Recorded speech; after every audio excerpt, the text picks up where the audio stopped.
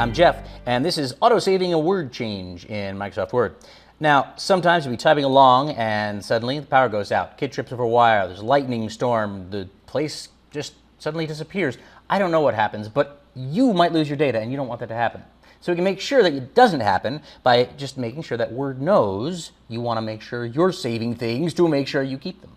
All right, this is Microsoft Word right here, and I've got a document here. If I want to tell Microsoft Word to save things every so often so that I don't lose my data, all I have to do is go up here into Tools, and then click Options, and I'm going to go up here right into the tabs and click Save.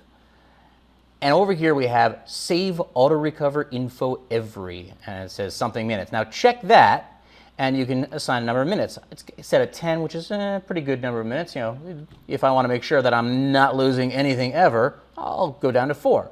Hit OK to confirm your choice, and now every 4 minutes, Microsoft Word is going to make sure that it saves what you've got.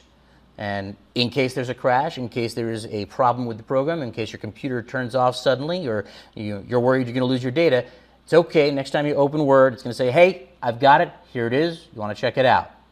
And that makes sure you don't lose your data, which is a good thing in any case. I'm Jeff, and this was Auto-Saving a Word Change in Microsoft Word.